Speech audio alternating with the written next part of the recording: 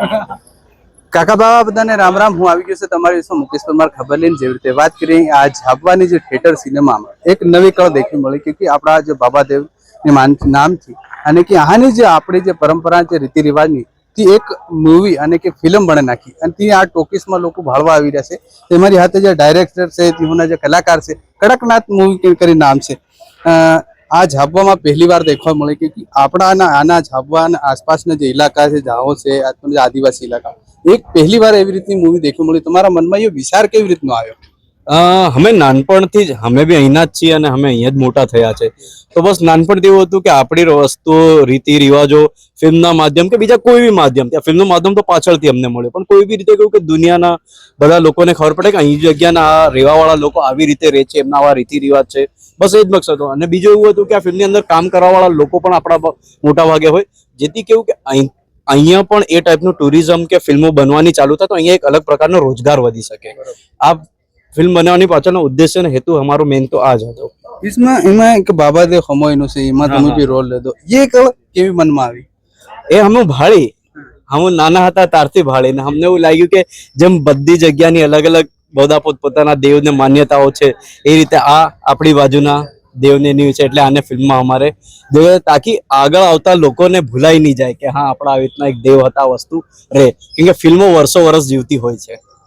એની એક તો હું ડામોરો વાળું જો ગીત ગાયું તે લોકોને સબને મનમાં લાગે કે હા ડામોરની કળ અસર.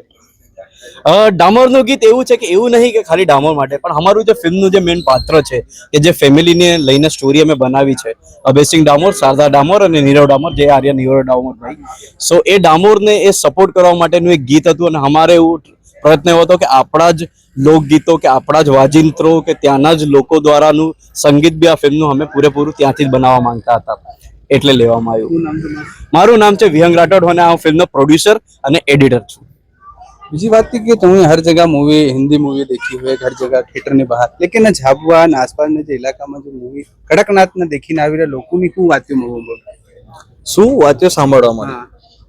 હવે એ તો તમે જ વધારે જણાવી શકશો ને કે લોકો શું કે છે. અમે અમારા સાઈડથી અમારો પ્રયત્ન કર્યો કે આપણા ત્યાંનું કલ્ચર, આપણા ત્યાંના લોકોની વાત, આપણા ત્યાંની વાતો, આપણા ત્યાંનું જે લેન્ડસ્કેપ છે, જે એરિયા છે એ અમે દુનિયા સુધી પહોંચાડવાનો પ્રયત્ન કર્યો છે.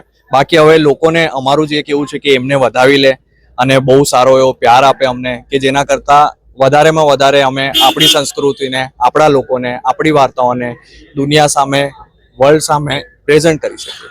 બસ અમારો આ જ ઉદ્દેશ્ય છે. જેસી મૂવીઓ મુંબઈમાં દેખાય, એવા મોટા શહેરોમાં દેખાય, લેकिन એક આવા નાના મોટા ઇલાકામાં દેખી કેવી રીતની મૂવીની કલા, તમારા મનમાં વિચાર કેવી રીતે આવ્યો? કેમ કે અમે પોતે પણ અહીંયાથી જ છે, તો અમારું પહેલું તો એવું જ હતું કે અમે બહારથી ભણી કરીને બધા આવ્યા, એક સાથે ભેગા થયા. પછી અમે વિચાર્યું કે આપણી જ સંસ્કૃતિને લઈને, આપણા જ લોકોને લઈને આપણે આગળ વધીએ. કેમ કે બહાર તો બધા જ કામ કરવા જાય છે.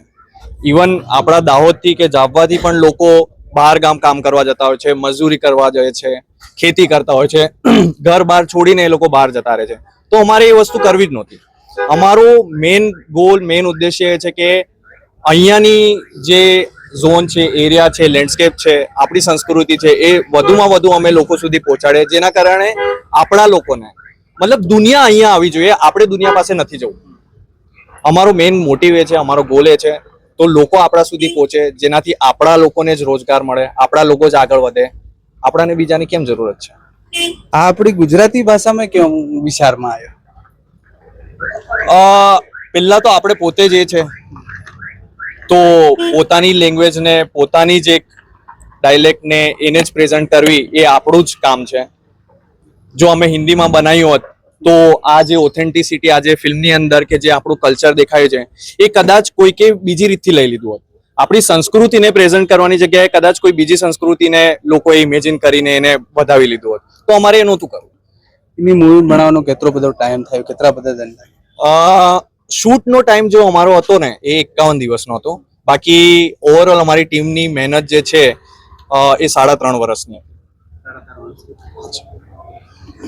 હું ચાર આજ मूवी देखी ना, बढ़िया, एक नंबर, बहुत अच्छी मूवी बनी। क्या खास रहा इसमें? इसमें सबसे बड़ी खुशी की बात है कि मेरे बेटे ने भी काम किया इसमें। अच्छा, प्रोडक्शन डिजाइनर है शुभम सोलंकी, सर के साथ में काम किया है। हमारा फ्रेंड ही है, वो भी झाबवा से ही है, तो हम सब ने मिलके ही फिल्म बनाई है। और शुभम भी हमारा बहुत पहले से, बहुत सालों से दोस्त है, तो हमने सबने ही डिसाइड किया था वैसे। और वैसे हमने झाबवा में भी शूट किया है, नॉट ओनली इन दाहोद, पर झाबवा में भी हमने किया है।